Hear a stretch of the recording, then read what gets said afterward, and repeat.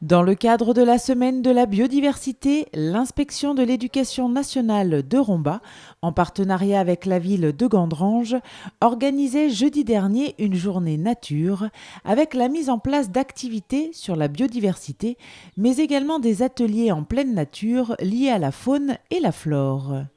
À cette occasion, 4 classes de CM1 et CM2 de Gandrange et de la ville basse, soit une centaine d'élèves, s'étaient rendus au Fond Saint-Martin pour participer à cette rencontre.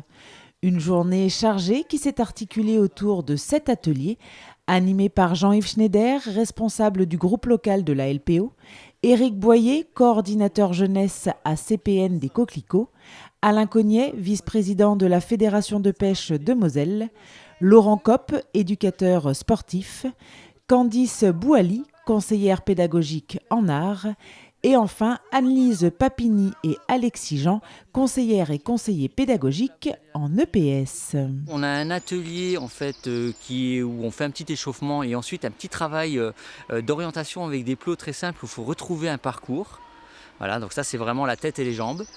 On a un deuxième atelier dans le même secteur donc qui est en fait la reconnaissance des arbres à l'aveugle. Donc les enfants se mettent par deux, un se bande les yeux et va identifier un arbre à l'aveugle. Il faut le retrouver ensuite les yeux ouverts. Donc l'idée c'est quand même de prendre des sensations auprès des arbres, dans le toucher, dans l'odeur, dans la taille, voilà.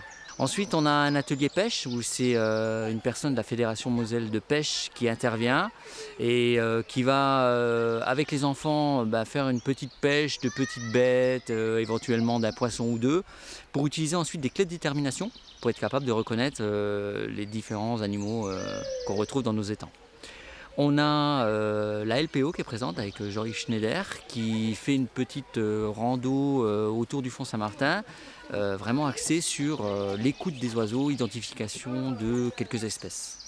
On a un atelier en EPS aussi en orientation qui se trouve au niveau des halls là-bas, qui est aussi de nouveau un travail qui se fait avec la reconnaissance d'un parcours et où on met les deux petites équipes en défi. C'est un petit peu pour varier, passer sur des activités une fois de pleine nature, une fois liées au développement durable. On a une activité land art, donc là où les enfants vont aller prélever un petit peu quelques ressources dans la nature, feuilles, branches ou autres, pour aller faire des compositions artistiques. On a aussi le CPN des Coquelicots qui intervient pour nous mettre en place un écocathlon, qui est une course d'orientation avec un thème bien précis. Et pour le coup, c'est le commerce circulaire, le thème du jour. De 9h30 à 15h, les élèves ont donc participé à tous ces ateliers, une façon pédagogique et ludique de les sensibiliser à la richesse des espèces végétales et animales. Ils ont pu apercevoir une bergeronnette grise et un milan noir, connaître les caractéristiques d'un insecte, savoir comment moins produire de déchets ou encore découvrir le milieu aquatique. Partout où il y a un cadavre, les écrevisses, leur rôle, c'est de les faire disparaître. Donc avec leurs pinces, elles découpent la chair et elles mangent la chair. Donc un super nettoyeur qui permet d'avoir le fond de la rivière ou du lac ou de l'étang très propre. Il a une paire d'ailes, il a 6 pattes, il a des antennes, il a un thorax et un abdomen. Très bien. 4. Dire à Eric, c'est moi. Une façon de moins produire de déchets.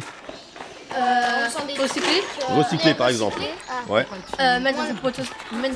Mettre dans un composteur, très bien. Allez, un dernier. Donner. Donner, ouais, celle-là est facile. L'objectif de cette journée, c'est sensibilisation à la nature, mais au sens large du terme. On est même sur le développement durable, donc ça prend d'autres... c'est vraiment plus large que simplement la biodiversité ou la nature. C'est pour ça qu'on a mis l'EPS, c'est pour ça qu'il y a aussi la santé dans cette action-là. Donc c'est promouvoir, dans le cadre de la semaine de la biodiversité, promouvoir toutes ces actions-là. Aujourd'hui, c'était axé sur les arbres, c'était axé sur le milieu aquatique avec la pêche, et on avait les oiseaux avec la LPO. Ça, c'était vraiment ce qui était biodiversité. Ensuite, c'était des activités qui étaient en lien. Je prends le land art par exemple, l'EPS qui était des activités de pleine nature, voilà, qui étaient des activités un peu plus dérivées mais annexes, mais qui font partie du développement durable. Cette journée s'inscrivait dans une action départementale de l'éducation nationale qui a mis en place différentes actions concentrées sur la semaine du développement durable.